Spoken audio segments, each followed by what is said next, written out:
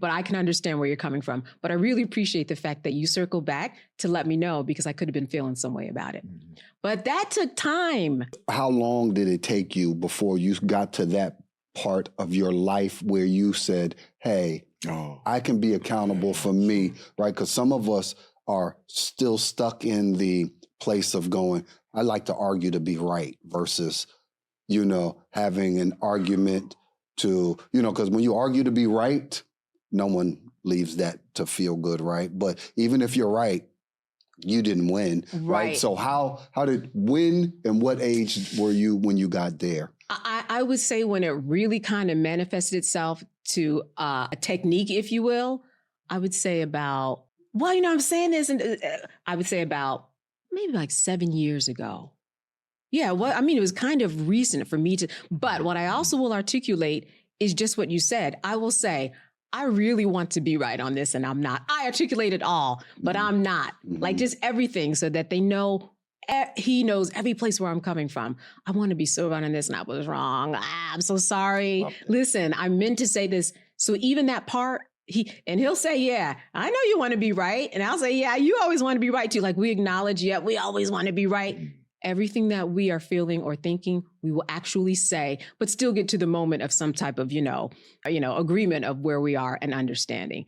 And it's not combative. And that makes it really easy, because there is no kind of like angst or what you think is hate, or because like you were saying this yesterday, why would I do that anyway? I'm married to this guy. He doesn't hate me. There's no anger. There's no intent for it. Like that, all of that, and about, years and years ago. Yeah. Yeah. And what about you? Are you there? I'm there. I'm there. My wife and I have been together for 9.5 years. And I used to brag about this a lot, and I don't as much, but I will now because it's a beautiful thing. It's been 9.5 years. My wife and I have never had an argument, a fight, a raised voice, a harsh word said to one another.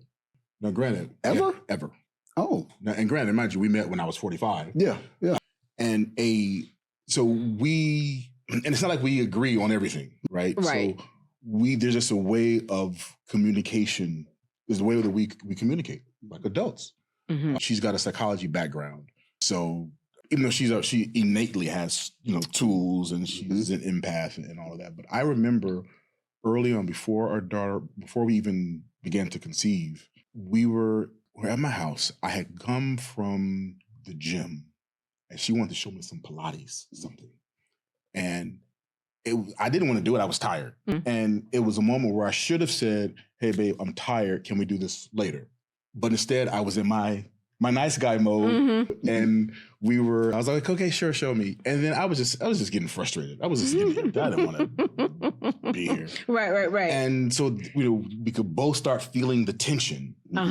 And she wanted me to do something, and I was just about to come out on my face and say something real slick that could have been hurtful. Yeah.